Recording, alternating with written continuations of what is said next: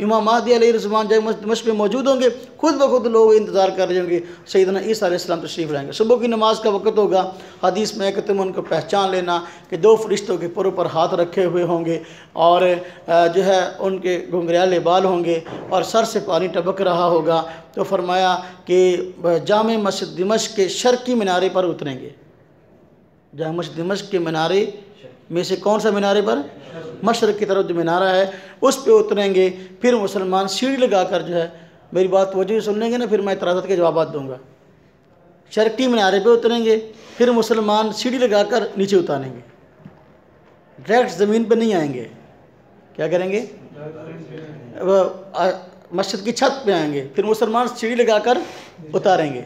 تو پھر امام مہدی علیہ السلام استقبال کریں گے اور فرمائیں گے کہ حضرت نماز پڑھائیں. تو حضرت عیسیٰ علیہ السلام جو ہے فرمائیں گے کہ تم میں سے بعض کے امام ہیں یعنی تم میں سے ایک دوسرے کا امام ہے تو اس لیے اقامت آپ کے لیے کہی گئی ہے لہذا آپ نماز پڑھائیں. تو اس لیے حضرت امام مہدی علیہ السلام پہلی نماز پڑھائیں گے. عیسیٰ علیہ السلام آپ کے پیچھے پڑھیں گے. اس کے بعد جو نمازیں ہوں گی وہ سیدنا عیسیٰ پڑھائیں گے. تو یہ اس لیے ہے کہ لوگوں کی غلط فہمی دور ہو جائے. سیدنا عیسیٰ آئے ہیں شاید کہ اپنی شریعت پر عمل کروانے کے لیے آئے ہیں جبکہ ایسا نہیں ہوگا بلکہ جب پیچھے نماز پڑھیں گے تو خود بخود اس بات کی طرف ذہن سب کا چلا جائے گا بھی سیدنا عیسیٰ خود اسلام پر عمل کرنے کے لیے آئے ہیں. خود اسلام پر عمل کرنے کے لیے آئے ہیں اپنی شریعت پر عمل کروانے کے لیے نہیں آئے. تو نماز جب پڑھی جائے گی اس وقت پتہ چلے گا بھی دجال جو ہے وہ اپنا مسجد کے باہر آ گیا ہے. تو مسجد کا دروازہ بند ہوگا. آپ فرمائیں گے دروازے کو کھول دو. حدیث کے اندر آتا ہے کہ دروازے کو کھول دیا جائے گا.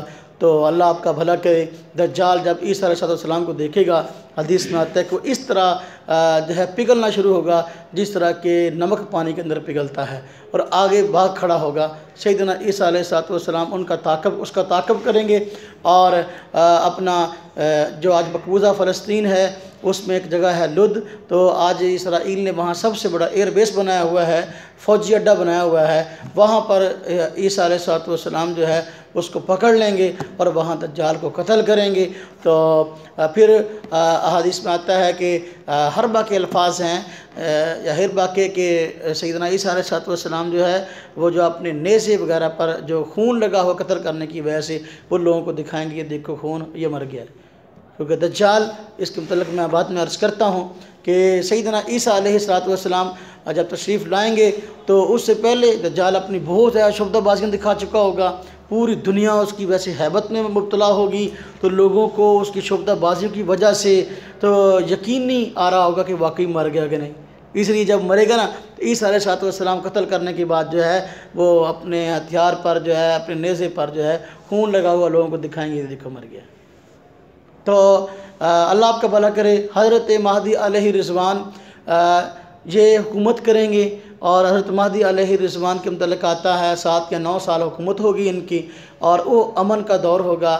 وہ اللہ آپ کا بھلا کرے عیش کا دور ہوگا اور امت مسلمہ اللہ آپ کا بھلا کرے اس کا راج ہوگا. جب عیسیٰ علیہ السلام تشریف لائیں گے تو دجال قتل ہو جائے گا. تو یہودی جو ہیں یہودی یہ آج آپ کو پتہ ہے کہ تورات کے اندر مسیح کے آنے کی خبر ہے. تو جو سیدنا عیسیٰ علیہ السلام تشریف لائے تو یہودیوں نے ان کو جھوٹا سمجھا اور ان کے قتل کی سازشیں کیں. اللہ پاک نے ان کو آسمان پہ اٹھا لیا لیکن ابھی وہ ایک مسیح کے آنے کا انتظار کر رہے ہیں. بعض حضرات کا آج کہنا ہے کہ انہوں نے سٹیکر چھپوا کر بینر چھپوا کر آج بھی اپنے اسرائیل کے اندر مارکیٹوں میں دکانوں میں اس طرح گاڑیوں پر لگائے ہوئے ہیں ویلکم ٹو مسیح دجال یعنی وہ اس کی آمد کے منتظر ہیں. اس کو وہ مسیح سمجھیں گے جس مسیح کے آنے کی خبر ہے روایات کے اندر. تو باہر کے اس وجہ سے اس کا ساتھ دیں گے. تو دجال کے ساتھ 70,000 جو ہے وہ یہودی ہوں گے. تو جب عیسیٰ علیہ السلام دجال کو قتل کریں گے اب جو ہے جنگ عام شروع ہو جائے گی تو پھر جو ہے سب یہودیوں کو قتل کیا جائے گا. روایات میں آتا ہے کہ اللہ آپ لوگوں کا بھلا کرے کوئی چیز بھی ایسی جس کے پیچھے کوئی یہودی چھپے گا تو وہ چیز بولے گی اس کا نام لے کر کے کہ وہ فلاں ہے یہ یہودی تھے میرے پیچھے چھپا ہوا ہے اس کو مارو. پتھر کے پیچھے چھپے گا تو وہ پتھر بول پڑے گا. درخت کے پیچھے چھپے گا تو درخت بول پڑے گا، فلاں نام لے کر درخت کہے گا فلاں یہ دیکھو میرے پیچھے یہودی چھپا ہے اس کو مارو. فرمایا سب بولیں گے سوائے گرکت کے درخت کے. گرکت کا درخت ایسا ہے کہ جو یہودیوں کو پناہ دے گا. تو آج یہودی جو ہیں انہوں نے یہ مہم شروع کی ہوئی ہے گرکت کا درخت لگانے کی، گرکت کا درخت زیادہ سے زیادہ لگانے کی، کہ جو ہے وہ اب ان کو یقین تو ہے کہ اللہ کے پیارے پیغمبر صلی اللہ علیہ وسلم جو ہے وہ جو فرما کے بالکل برحق ہے. اب یہودی وہاں کیسے جمع؟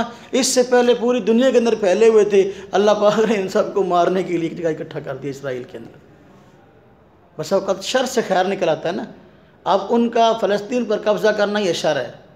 ہاں جی، مسلمانوں کی دل آزاری ہے اور اللہ آپ کا بھلا کرے، یہ پریشانی کا باعث ہے. لیکن اب ایک جگہ پر اکٹھا کر دیا تاکہ ان کو مارنا آسان ہو جائے. پوری دنیا میں پھیلے ہوئے ہوتے تو مارنے میں مشکلات ہوتی ہیں، ایک جگہ پر اکٹھے ہیں تو مارنا آسان ہے. تو اس وجہ سے جو ہے اللہ آپ کا بھلا کرے یہود کا قتل ہوگا اور یہودی سارے قتل ہو جائیں گے اور عیسائیوں کو غلط فہمی دور ہو جائے گی عیسیٰ علیہ السلام کے متعلق کہ وہ آج تک تو سمجھتے رہے سیدنا عیسیٰ علیہ السلام خدا ہیں یا خدا کے بیٹے ہیں.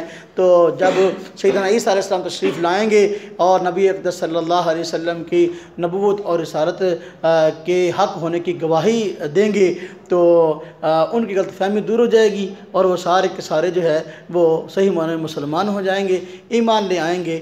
یعنی جو عیسائیت ہوگا اس کو چھوڑ دیں گے جو آج کی مروجہ عیسائیت ہے، صحیح معنی میں ایمان لے آئیں گے. تو پھر اب ہر طرف اسلام ہی اسلام ہوگا، ہر کچے پکے گھر کے اندر اسلام کا کلمہ ہوگا. اس دور کے اندر مال عام ہوگا. حضرت امام مہدی علیہ الرضوان حکومت فرمائیں گے. روایات کے متعلق آتا ہے، روایت میں آتا ہے کہ حضرت امام مہدی علیہ الرضوان حکمران ہوں گے تو مال و زر عام ہوگا. آپ اعلان کریں گے، سرکاری اعلان ہوگا، کسی کو مال چاہیے تو آ جائے. کوئی بھی نہیں آئے گا. کسی کو مال چاہیے تو آ جائے، لیکن کوئی بھی نہیں آئے گا. ایک آدمی آئے گا، ایک آدمی آئے گا اور آ کر کہے گا مجھے چاہیے. تو امام مہدی علیہ السلام فرمائیں گے اچھا چلو پھر اٹھا لو، کتنا اٹھاتے ہو. بعض روایت میں آتا ہے کہ لب بھر بھر کر دیں گے سونے جواہرات کے. تو اب جب وہ بہت سارا لے لے گا تو اب جب لے کے جانے لگے گا نا اس کو شرمندگی محسوس ہوگی کہ یار دیکھو سرکاری اعلان ہوا کہ جس کو مال چاہیے وہ لے لے، آ کے کوئی بھی نہیں آیا، میں ہی اکیلا ہوں. دیکھو میں کتنا گھٹیا انسان ہوں کہ دنیا میں اور کوئی ہے نہیں، میں کتنا لالچی ہوں. تو خود اس کو شرمندگی محسوس ہوگی کہ میں نے بڑا برا کام کیا. تو وہ مال کو واپس کرنا چاہے گا کہ آپ واپس لے لیں.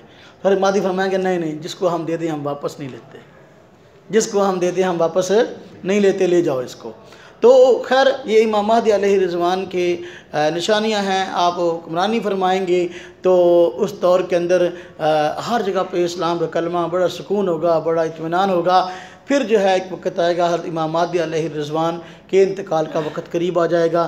چنانچہ آپ فوت ہو جائیں گے اور بیت المقدس کے اندر آپ دفن ہوں گے. کہاں دفن ہوں گے؟ بیت المقدس کے اندر.